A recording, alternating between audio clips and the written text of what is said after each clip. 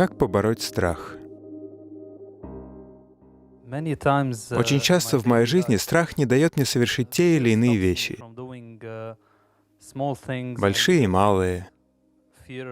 Страх провала, страх... Возможно, иногда страх быть отвергнутым. Как мне побороть этот страх? Невозможно побороть то, чего не существует. Прямо сейчас вы боитесь? Боитесь, что я могу сказать что-то плохое? Вы боитесь этого? Вы каждую секунду своей жизни пребываете в страхе? Нет.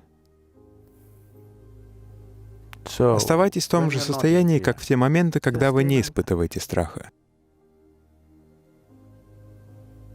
Потому что страх происходит от переизбытка воображения. Чтобы не испытывать страх, вам не нужно делать ничего. Страх происходит от переизбытка воображения. Еще ничего не случилось, но вы уже все придумали. То, что происходит у вас в голове, может произойти тысячами разных способов. Но, скорее всего, этого никогда не произойдет. То, чего вы боитесь, вспомните сотню ваших страхов. Вероятнее всего, 99 из них так никогда и не воплотились в реальность. Не так ли? То есть вы боитесь того, что не существует. Невозможно бороться с тем, чего нет.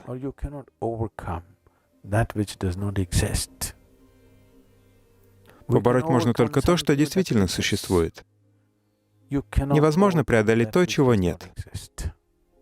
Не стоит даже и пытаться.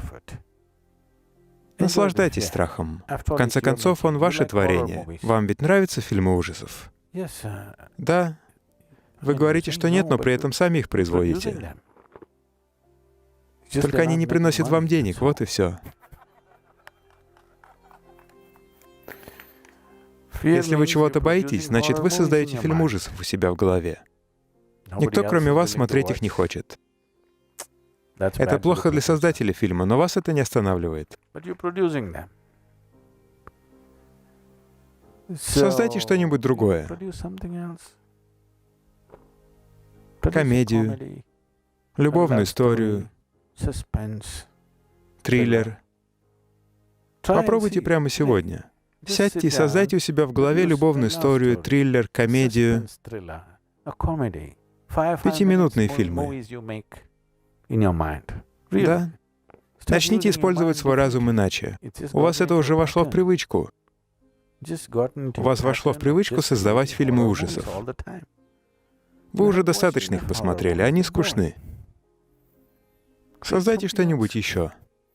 То, что вы создаете у себя в голове эти фильмы, не означает, что они воплотятся в жизнь. Возможно, нет. Но вы хотя бы насладитесь фильмом. Они могут и не стать реальностью, ну и что?